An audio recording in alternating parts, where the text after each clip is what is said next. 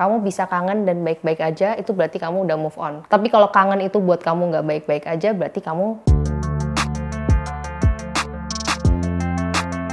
Hai, aku Belinda Putri. Selamat datang di Her Thoughts. Di episode kali ini, aku akan membahas cara move on paling mujarab versi aku, dan aku juga akan jawab beberapa pertanyaan tentang move on yang udah kalian kasih di Instagram story aku. Kalau kalian penasaran, stay tune terus.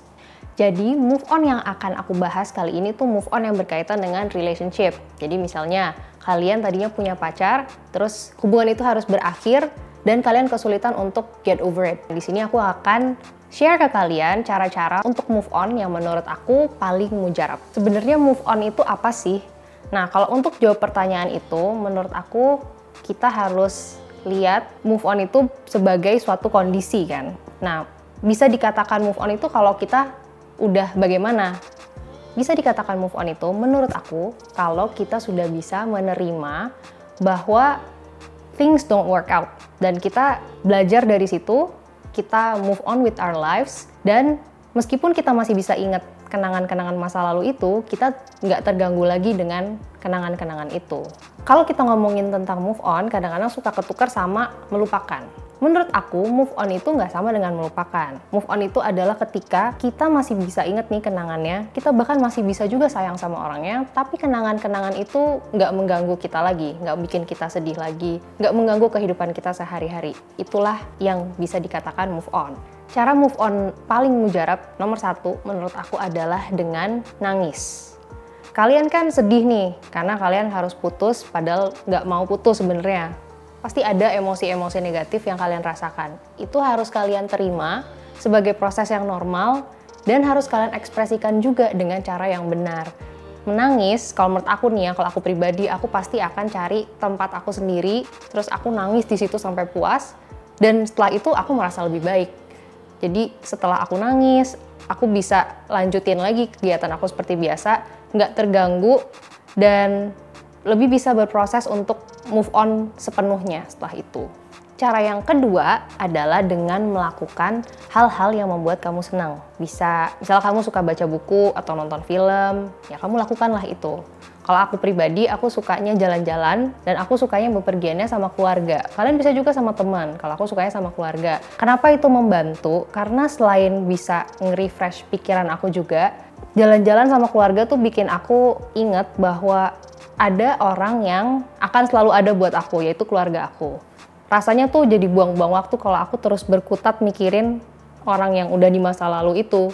Lebih baik aku fokus berbahagia sama orang yang bisa buat aku bahagia, yaitu keluarga aku. Jadi, cara kedua ini intinya adalah kalian menghabiskan waktu melakukan hal yang kamu suka atau melakukan hal yang kamu suka dengan orang yang membuat kamu bahagia. Bisa teman atau keluarga.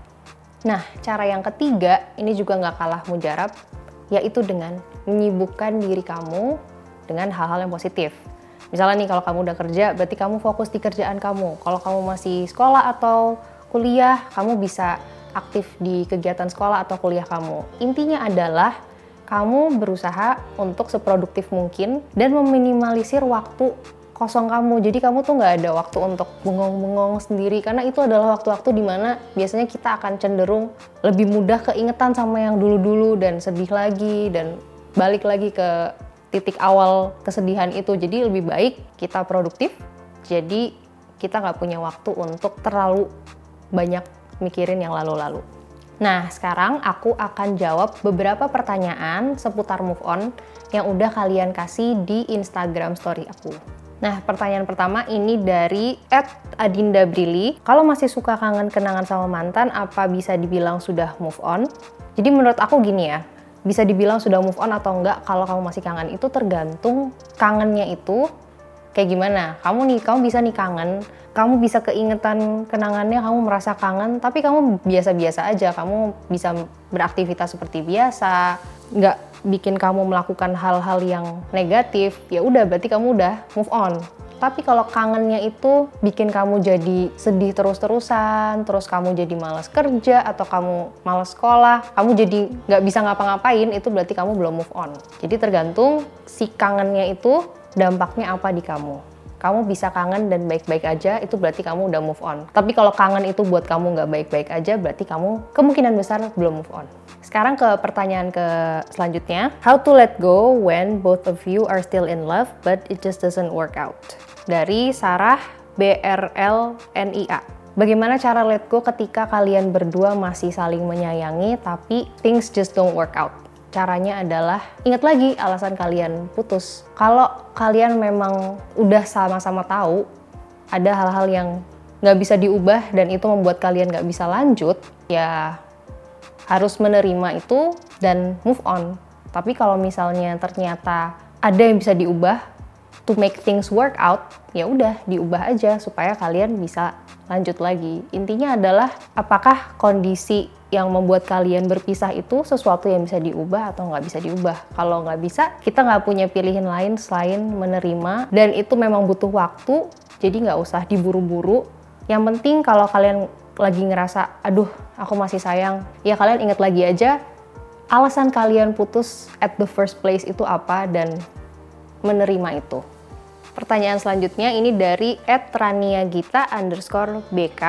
Pertanyaannya adalah, kenapa move on sulit? Kalau menurut aku, move on itu jadi sulit itu kalau kamu ada di posisi yang tidak kamu harapkan. Misalnya kamu masih pengen hubungan itu berlanjut tapi harus berakhir.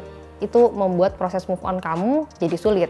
Terus yang kedua, bisa juga karena kamu tuh cuman inget baik-baiknya aja dari hubungan kamu yang sebelumnya ini. Jadi ketika kamu cuman inget-inget yang baik-baiknya aja, otomatis kamu akan susah untuk move on. Kamu terjebak di kenangan baik di masa lalu itu. Padahal seharusnya kamu juga lihat cons-nya dari relationship kamu yang lalu. Ketika pada akhirnya kamu putus, pasti ada dong ketidakcocokan antara kalian.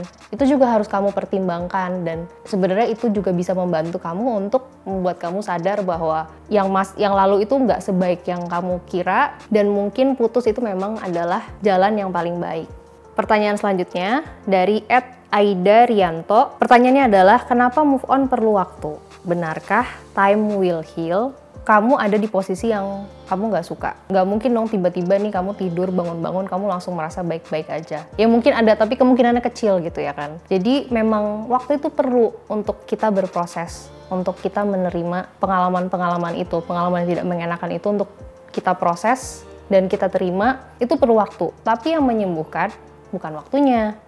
Jadi kalau dibilang time will heal, menurut aku pribadi, bukan time yang akan heal, tapi effort dari kita. Dan effort itu butuh waktu, gitu. Nah, tadi kan aku udah share ke kalian cara-cara move on paling mujarab menurut aku, dan aku juga udah jawab beberapa pertanyaan tentang move on. Semoga itu bisa membantu kalian. Dan to wrap this up, aku cuma mau bilang, kita nggak usah terlalu meromantisasi move on. Move on itu adalah pengalaman yang manusiawi, dan menurut aku ketika sesuatu di hidup itu terjadi tidak sesuai dengan yang kita harapkan, itu hal yang biasa. Tapi intinya dari situ kita bisa belajar untuk jadi pribadi yang lebih kuat. Sekian video kali ini. Kalau kalian mau baca cara-cara lain untuk move on, kalian bisa cek artikel ini. Atau kalau kalian punya cara kalian sendiri untuk move on, bisa silahkan share di komen. Jangan lupa like, subscribe ke channelnya Beauty Journal, dan turn on notification. Thank you for watching and I will see you on the next video. Bye-bye!